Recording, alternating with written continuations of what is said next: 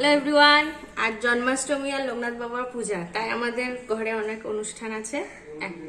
তো সেই এখন প্রিপারেশন পর্ব চলছে, চলো দেখা যাক। সকাল থেকেই কিন্তু আজকের অনুষ্ঠানের প্রস্তুতি পর্ব জোর কদমে শুরু হয়ে গিয়েছে। দেখো আমার বড় দিদা মানে আমার মায়ের বড় মাসি আর সঙ্গে ছোট মাইমা আলু ছাড়াতে লেগেছে। আর এই দিদিটি খুব সুন্দর আলপনা দিচ্ছে। চলো এবার ঠাকুর ঘরের দিকে যাওয়া যাক। মা তো আজ 2 মাস ধরে সমস্ত কিছু সাজানো, প্ল্যানিং, মানে প্রোগ্রামের ইমপ্লিমেন্টেশন সব, মানে ওভারঅল দিকটা মাই করে চলেছে। আর আজ সকাল থেকে ঠাকুর ঘর আর পুজোর দিকটা সামলাচ্ছে।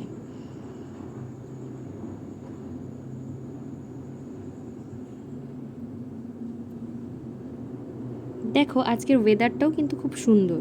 সকাল থেকেই দেখছি মেঘ করে আছে আর মাঝে মাঝে টিপটিপ বৃষ্টি পড়ছে, খুব একটা গরমও নেই। এবার জন্মাষ্টমীর যেটা মূল মানে স্পেশাল খাবার তাল লুচি আর তাল বড়ার প্রস্তুতি চলছে। আমিও স্নান সেরে এবার রেডি হয়ে গেলাম। আর আমাদের বাড়ির সব থেকে সিনিয়র সিটিজেন অর্থাৎ আমার দিদাও আজ এসেছে আর মায়ের সাথে দেখো গল্প করছে আর মা রেডি হচ্ছে। এরপর দেখায় আজকে সব থেকে ক্ষুদে সদস্য, ওর নাম হচ্ছে অনি। পাশে আমার দিদি অর্থাৎ বড় মামাকে খাওয়াচ্ছে আর ওদিকে সানন্যাও হচ্ছে বড় মামার ছোট মেয়ে। অনি কিন্তু আজ খুব খুশি বড় মাসিমণির বাড়িতে এসে।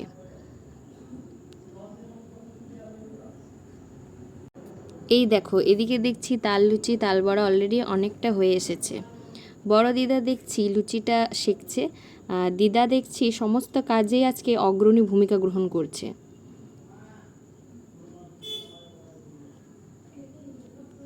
কি রান্না হচ্ছে?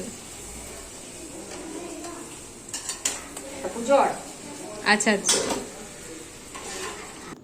আর ওদিকে দেখছি এক একজন এক একটা কাজ করছে, একেই হয়তো বলে টিম ওয়ার্ক।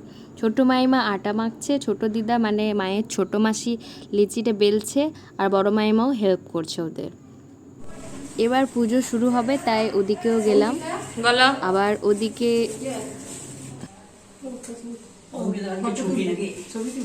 হ্যাঁ হ্যাঁ চান্দলে বাটি দেখি আজ তো উপরে পদি দিয়ে দেন চান্দলে বাটি পাথর বাটি দেওয়া যে কোন বাটি কাঁচা বাটি পাথর বাটি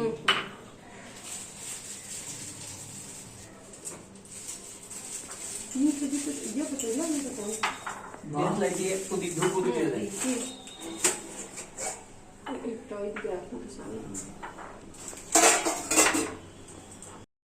আবার ওদিকে দিদিও দেখছি কাজে হাত লাগিয়েছে অনেকে খাবার খাওয়ানোর পরে।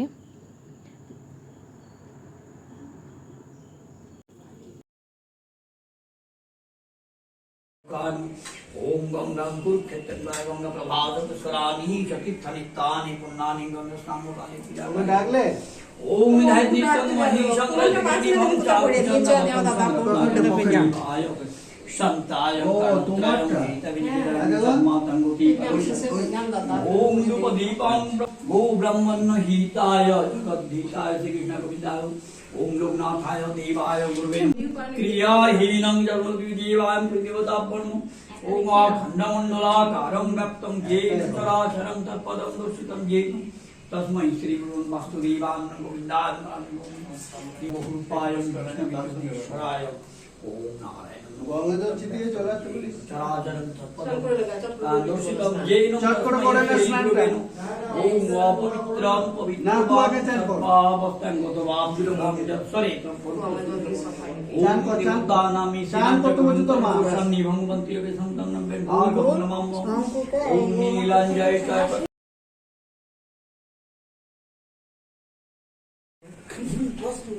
আচ্ছা আচ্ছা পরীক্ষা নামায় অসুবিধা হ্যাঁ গো মাসিমাদের ঠাকুর 3 কালার করে চরাচরং তৎপদং দর্শিতং চরাচরং পিউ পুষ্পাঞ্জলি দেবে তো হ্যাঁ হ্যাঁ পিউ কে দিকে দেন হ্যাঁ আমি ভাবছি মাসিমা এলো না বলো। টেনশন করলেন ও আচ্ছা ভালো করে বলো কায়দা মানে কিছু না, পানটাকে জড়িয়ে দিয়ে লবঙ্গ গুঁজে দিলাম, পান সাজানো হয়ে গেল, বাস কম। আমরা টেনশন করেন ওই জন্য বেশি দুশ্চিন্তা, অত টেনশনে নাই। এই দেখুন হ্যাঁ হ্যাঁ তুলেছি। এই মধুপ্রদাম পিতা কামালিনম চিরমাশ্লেষা সুখম মুক্তাহার লসৎপিন তুঙ্গস্থান তুলাল আল্লাহ ব্রজর গোপাল দৈবকী রাখিল নাম নয়নের মণি। যদি উগ্রসেন নামে অতি ধার্মিক এক রাজা ছিলেন, তার পুত্র কংস এক সময় এবার অত্যাচারে অসুর হয়ে উঠল। সেই চক্রান্ত করে পিতার কাছ থেকে রাজ সিংহাসন কেড়ে নিল জোর করে। পরে মহাদেবকে তুষ্ট করে বর পেল যে একমাত্র নিজে ভগ্নী অষ্টম গর্ভের সন্তানের হাতেই তার মৃত্যু হবে, নইলে সে অমর। তখন তার অত্যাচার বেড়ে গেল চতুর্গুণ। অন্যান্য পরাক্রান্ত অসুরদের সঙ্গে সে যোগ দিল, রাজ্যে ঘোষণা করল কেউ হরিনাম করতে পারবে না। হরিভক্তগণের উপর অত্যাচার করলো চূড়ান্ত। রাজ সিংহাসন লাভ করে কংস ঠিক করলো যখন ভাগ্নে হাতে তার মৃত্যু হবে মহাদেবের বর, তখন সেই ভগ্নী দেবকী এবং তার স্বামী বসুদেবকে কারাগারে বন্দী করে রাখবে কড়া পাহারা দিয়ে। প্রহরী দেবকীর গর্ভের সংবাদ দিলেই দিন গুনে গুনে নির্দিষ্ট দিনে হুকুম দিত, নিয়ে আয় এই মুহূর্তে দেবকীর সদ্যজাত সন্তান, কন্যায় হোক আর পুত্রই হোক, এখনই বিনাশ করবো আমার শত্রুকে। এইভাবে পরপর সাতটি সন্তানকে সে মেরে ফেললো, পাথরে আছাড় মেরে। তার প্রাণে একটা দারুণ ভয় হয়েছিল যে যদিও বর পেয়েছে অষ্টম গর্ভের সন্তান হাতে তার মৃত্যু, তথাপি প্রথম সন্তানও হতে পারে মৃত্যুর দাতা। সুতরাং দেবকীর গর্ভে যতগুলো ছেলে মেয়ে হবে ততগুলোকে মেরে ফেলা উচিত। ভগ্ন হৃদয়ে দেবকী এবং বসুদেব শোক করতে লাগলো রাত দিন, ভগবানকে তাদের সুখের জ্বালা জানাতে লাগলো। কিছুকাল গেলে আবার দেবকী গর্ভবতী হয়েছে শুনতে পেল কংস। তখন গুনে গুনে দেখলে এটি হচ্ছে দেবকীর অষ্টম গর্ভ। সুতরাং এবার আরো কঠোর ব্যবস্থা করতে হবে। খুব কড়া পাহারা বসালো সে। সেদিন এলো ভাদ্র মাসের কৃষ্ণপক্ষের অষ্টমী তিথি। সেদিন সেই হিসেব করে দেখলো 9 মাস 9 দিন হয়েছে। প্রহরে প্রহরে তারিখে সংবাদ নিতে হুকুম দিল সে। ক্রমে রাত্রি এলো, ভীষণ অন্ধকার রাত্রি, সবাই সজাগ। রোহিণী নক্ষত্র দেখা দিল আকাশের গায়ে। এখন রোহিণী নক্ষত্র ওঠেনি, রাত্রি 12টার পরে। কালকে থাকবে রোহিণী নক্ষত্র, ওই সময় ওর জন্ম। নারায়ণ করল অপূর্ব লীলাম, মায়া নির্দেশ দিলেন সবাইকে, এবং সেই সুযোগে ভূমিষ্ঠ হলেন দেবকী গর্ভ থেকে শ্যামবর্ণ চতুর্ভুজ মূর্তি ধরে। বসুদেব সেই মূর্তি দেখে মুগ্ধ হয়ে গেল। তখনই সে কংসের ভয়ে কাতর হয়ে ভগবানকে ডেকে বলল, হে ভগবান, হে মধুসূদন, দুরাত্মা কংসের হাত থেকে এই শিশুকে এখন কেমন করে রক্ষা করি আমায় বলে দাও। কারাগার এক দৈব বাণী শোনা গেল। তখনই বসুদেব আমার মায়া। ভগবান তার সেই ইচ্ছে পূরণ করবার জন্য বসুদেবের কোল থেকে পড়ে গেলেন, এবং বসুদেব হাই হাই করে কাঁদতে লাগলো। তখনই আবার এক নিমিষেই তিনি ভেসে উঠলেন বসুদেবের সামনে। বললেন, খুব যত্নে শৈলেবা নিয়ে চললো। বর্ষা থেকে নারায়ণকে রক্ষা করবার জন্য নাগরাজ ধরলেন নিজের ফনার ছাতা তাদের মাথার উপর। এমনি করে বসুদেব কিছুকাল মধ্যে বসুদেব নন্দালয়ে এসে নারায়ণ শ্রীকৃষ্ণকে যশোমতি কোলে দিয়ে তার কাছ থেকে দেবী যোগমায়াকে নিয়ে এলো কংসের কারাগারের ভিতরে। সকাল হতেই সদ্যজাতা কন্যার কান্নায় দাঁড়িয়ে ঘুম ভেঙে গেল। তারা দৌড়ে গিয়ে কংসকে খবর দিল। কংস অমনি খলখল হাসতে হাসতে কারাগারের ভিতরে এলো। কই দেবকী, কই তোর অষ্টম গর্ভের সন্তান? দেবকী বললো, এই দেখো দাদা, এবার আমার মেয়ে হয়েছে। 7টি ছেলেকে মেরেছ, এটি তো ছেলে নয়, কন্যা। এর থেকে তোমার কোনো অনিষ্ট হতে পারে না। এটি আমায় ভিক্ষে দাও দাদা। কংস কোনো কথায় কান না দিয়ে এক মুহূর্তে দেবকীর কোল থেকে ছিনিয়ে নিল শিশুকে, এবং সবলে পাথরের উপর আছাড় মারতে গেল। অমনি তার হাত ফসকে দেবী যোগমায়া মিলিয়ে গেলেন শূন্যে। কংসকে বললেন, ওরে পাপী, তোমার এই মারিবে যে গোকুলে বাড়িছে সে। বশিষ্ঠ বললেন, মহারাজ, কাল পূর্ণ হলেই নারায়ণ শ্রীকৃষ্ণের হাতে কংস বধ হয়েছিল। এই পুণ্য কথা যে ব্যক্তি ভাদ্র মাসে জন্মাষ্টমী দিনে উপবাসী থেকে যথাবিধি পুজো করে শুনে থাকে, তার সপ্তজন্মের পাপ নাশ হয়, এবং সেই ব্যক্তি অন্তে বৈকুণ্ঠ ধামে গমন করে। অত জন্মাষ্টমী ব্রত কথা সমাপ্ত।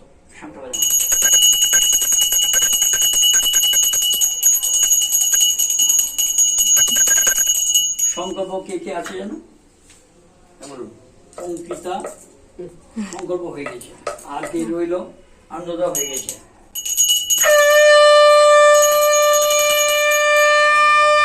আচ্ছা, সঞ্জিত আর সুজিত,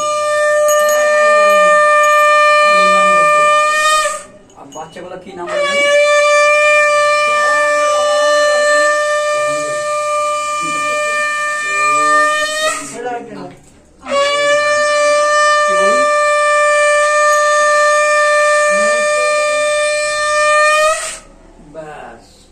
देवान गोविंदान ओम श्री लोकनाथाय देवाय ओम श्री परमात्माय सर्वसिद्धिदाय ओम गुरु विष्णु गुरु ब्रह्मा गुरुदेव महेश्वर गुरुदेव।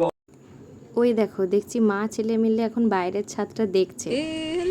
আর এদিকে দেখছি আমার কাকিমা কাকা এরা সবাই এলো, আর সবাই দেখো লাইন দিয়ে দাঁড়িয়ে আছে এবার চরণামৃত প্রসাদ এগুলো গ্রহণ করবে বলে।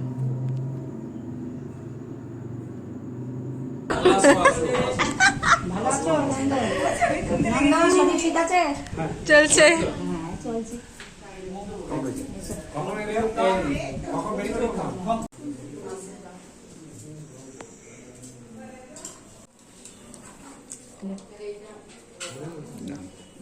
এবার দেখো এই দুই বোনকে, মানে লেফট সাইডেরটা সানন্না আমার বড় মামার মেয়ে, আর রাইট সাইডেরটা আমার ছোট মামার মেয়ে হলো দীপান্বিতা। আর এদিকে দাদু নাতি মিলে খেলা করছে, সম্ভবত দাদু ওকে জ্বালাতনই করছে আর ও এক মনে এখন মোবাইল দেখছে।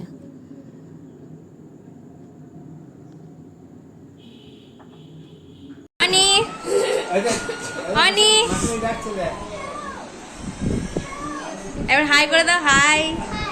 ওরে বাস, হাই। ছোট দিদা আর দিদা দেখছি এবার গল্প করছে, যেই আমার ফোন ক্যামেরা দেখলে সঙ্গে সঙ্গে ওরা অ্যাটেন্টিভ হয়ে গেল।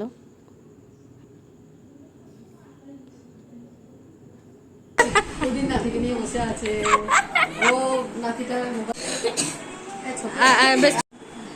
এই যে জ্বালাতে এই চলে দেখে এবার ছোট মামাও অনেকে জ্বালাতন করতে চলে এলো।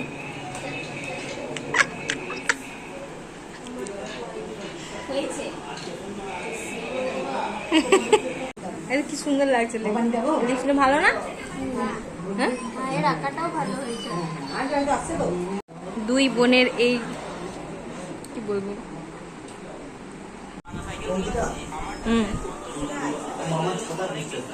ছাদটা কোথায় যাবে দিচ্ছি।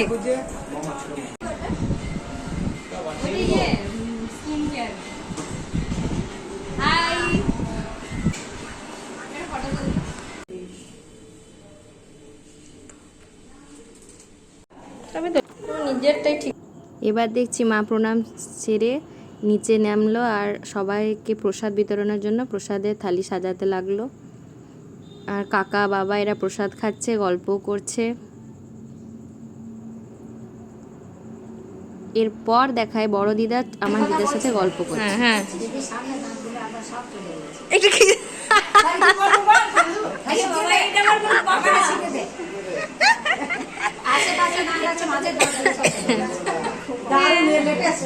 দারুণ নিয়ে কথা। আমার ছোট মামা হঠাৎ করে এলো আর খুঁজে পাচ্ছে না এবার কি বলবে। আর একে দেখো এক মনে মোবাইল দেখে চললো। এরপরে আমিও থাকতে না পেরে আমি ওকে জ্বালাতন করতে চলে এলাম।